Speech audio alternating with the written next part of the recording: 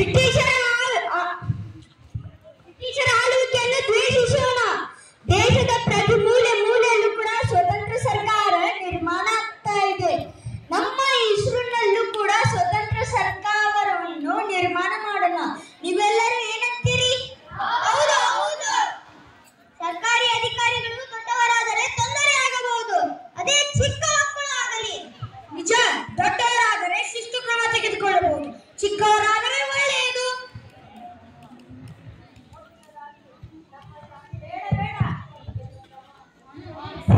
ಬೇಡ ಬೇಡ, ಚಿಕ್ಕ ಮಕ್ಕಳಾದ್ರೆ ಹೆದರುತ್ತಾರೆ.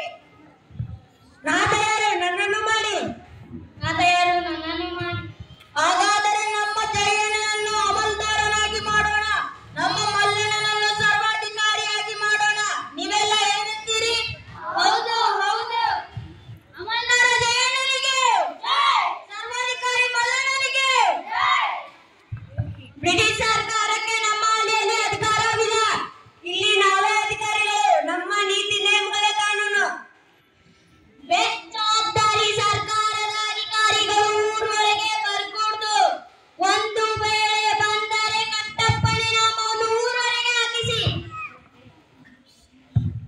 ನಮ್ಮ ಪ್ರಾಣ ಹೋದರೂ ಸರಿ, ಈಸಿನ ಒಳಗೆ ಯಾರನ್ನು ಬಿಡದಂತೆ ತಡೆಯುತ್ತೇವೆ. ನಡಿ ಅವನನ್ನು.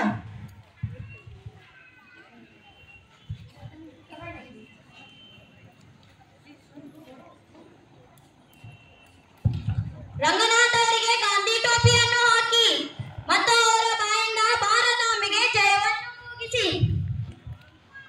ನಮ್ಮನ್ನು ಬ್ರಿಟಿಷ್ ಸರ್ಕಾರ ನೇಮಿಸಿದ್ದಾರೆ, ನಾವು ಅವರಿಗೆ ಋಣಿ. ಕುಲಕರ್ಣಿ ಮೇಲಧಿಕಾರಿಗಳಿಗೆ ಈ ವಿಷಯವನ್ನು ತಿಳಿಸಬಹುದು. ನಾವೆಲ್ಲರೂ ಎಚ್ಚರಿಕೆಯಿಂದ ಇರಬೇಕು. ಹೌದು ಹೌದು. बोलो भारत माता की वंदे मातरम, इनकलाब जिंदाबाद, ताई भुवनेश्वरी देवी के जय, वंदे मातरम.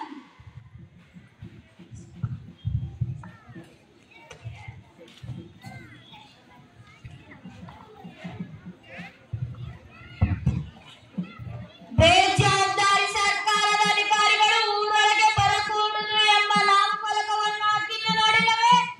ಊರ ಹೊರಗೆ ನಾಮಫಲಕವನ್ನು ಹಾಕಿದ್ದು ನೋಡಿ ಬಂದಿರೇನು? ನಾವು ಸರ್ಕಾರದ ಅಧಿಕಾರಿಗಳು. ಇದು ನಮ್ಮದೇ ಸರ್ಕಾರ.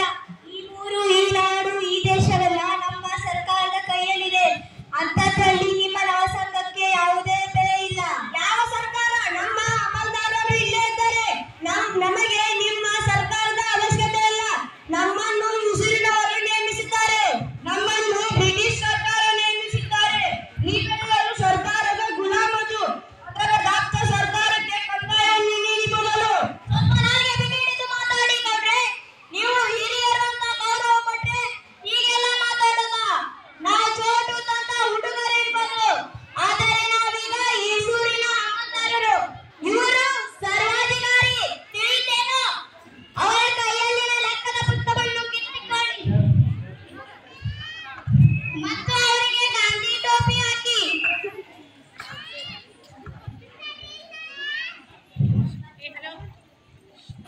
ಒಂಟಿ ಕಾಲಲ್ಲಿ ನಿಲ್ಲಿಸಿ.